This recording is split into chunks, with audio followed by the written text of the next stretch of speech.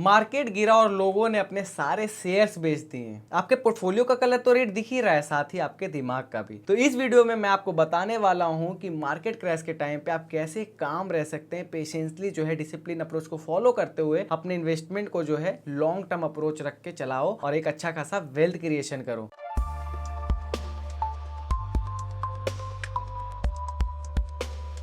नमस्कार दोस्तों, आपका स्वागत है आपके चैनल माइलेसिस मैनेजमेंट पे और मेरा नाम अभिषेक पटेल, जैसा कि आप जानते ही हो। वीडियो में आगे बढ़ते हैं और सबसे पहले हम ये समझने की कोशिश करते हैं why people lose money in stock market जब मार्केट जो है क्रैश कर रहा हो। तो जो सबसे पहला चीज आता है कि स्टॉक मार्केट जो सिर्फ नंबरों का गेम नहीं है, वो इमोशनल गेम है और इसके तीन सबसे बड़े रीजन है कि क्यों लॉस होता है। सबसे पहला जो है फियर ऑफ लॉस, सेकेंड है हर्ड मेंटेलिटी और थर्ड है ओवर चेकिंग ऑफ पोर्टफोलियो। अब लॉस जो है फियर क्यों रहता है, मतलब कि आप डरते क्यों? अरे लॉस हो रहा है। लॉस कब है मार्केट में? जब आप अपना पैसा निकाल लेते हो। जहां आपको जब तक लॉस दिख रहा होता है मतलब पैसा आपके पास है। आज स्टॉक ग्रो नहीं किया, कल नहीं किया, लेकिन वो करेगा। अब वहीं आते हैं हर्ड मेंटेलिटी पे। बगल वाले शर्मा जी अंकल जो है वो बेच रहे हैं अपने शेयर्स, लॉस हो गया उनका। प्राउड फील होता है कि मैं भी बोलूंगा कि मेरा भी लॉस हो गया और मैंने भी बेच दिया। ऐसा क्यों करना है? शर्मा जी का माइंडसेट अलग था, आपका माइंडसेट अलग है। अपने आप को डेवलप करना है ना। क्यों उनके शर्मा जी से कॉम्पिटिट करने में लगे हुए हम लोग? वही बात करते हैं कि पोर्टफोलियो ओवर चेकिंग। जब पहले का समय जो बड़े बड़े इन्वेस्टर हैं वो लोग क्या करते थे कि उनके पास एप्लीकेशन ही नहीं होता था, लेकिन आज के टाइम पे देखो तो फोन खोला तुरंत एप्लीकेशन मिल जाएगा, वहां जाके चेक करेंगे और एक बार नहीं दिन में 10-10 बार चेक करते हैं। ये क्या मतलब होता है? यहाँ तो आप सच में लॉस कर रहे हो। तो आपको जो है ओवर चेकिंग नहीं करना होता पोर्टफोलियो को, आपको जो है इंतजार करना होता है एक सही समय का। जब आपने इन्वेस्टमेंट कर ही दिया है तो वेट करिए ना थोड़ा, आप ऑटोमेटिक ग्रो करेंगे। तो ये तीन सबसे बड़े रीजन है कि मार्केट में पैनिक क्यों आता है। अब चलते हैं नेक्स्ट टॉपिक पे, रियल मार्केट एग्जांपल से समझने की कोशिश करेंगे। जब मार्च 2020 में 30% तक का गिरावट आया था और जिन लोगों ने भी उस समय पे एसआईपी अपना बंद किया है उनको बहुत बड़ा नुकसान हुआ है और जो लोग टिके रहे उनको 18 से 24 महीने के अंदर ही डबल क्या उससे भी ऊपर का रिटर्न जनरेट होकर उनको मार्केट से मिला है। इसलिए जो है हमें मार्केट जब क्रैश करता है तो हमें पेशेंस रखना चाहिए और कामली अपने पोर्टफोलियो को बार बार चेक मत करो आप। अब वीडियो में आगे बढ़ते हैं और साइकोलॉजिकल हैक के बारे में जानने की कोशिश करें कि मार्केट क्रैश के टाइम पे हम अपने आप को शांत कैसे रख सकते हैं। तो सबसे पहले आप जूम आउट करिए और 5 सालों का चार्ट देखिए, ना कि 5 दिन का, क्योंकि जो शॉर्ट टर्म डीप रहता है ना मार्केट का उसको लॉन्ग टर्म नॉइज भी कहा जाता है। तो आप परेशान मत हो, उस समय पे पैनिक ना करें। अगर आपके इन्वेस्टमेंट में गोल डिसाइडेड नहीं है तो सबसे पहले आप गोल डिसाइड करो। मैंने आपको बताया था पहले कि गोल होना बहुत जरूरी है। तो जब आप गोल डिसाइडेड करते हो ना तो आपका ना क्लियर रहता है, फिक्स रहता है मकसद जो है आपका कि मुझे यहां तक जाना है और मुझे ये डायरेक्शन पास जो है मैंने चूज कर लिया है। तो आप जो है फिक्स रहते हो, एक डिसिप्लिन अप्रोच के साथ आप चलते हो। तो ये चीज आपको समझना बहुत जरूरी है। और एक सबसे गंदी आदत जो हम करते हैं और उसके बारे में हम ऑलरेडी बात कर चुके हैं कि हम डेली अपना पोर्टफोलियो चेक कर रहे हैं। क्यों चेक कर रहे हैं? इससे क्या हो जाएगा? वो जब हम होता है ना रेलवे स्टेशन पे प्लेटफॉर्म पे खड़े रहते हैं, गाड़ी आने का टाइम है अभी, लेकिन तब भी ऐसे देखते रहते हैं कब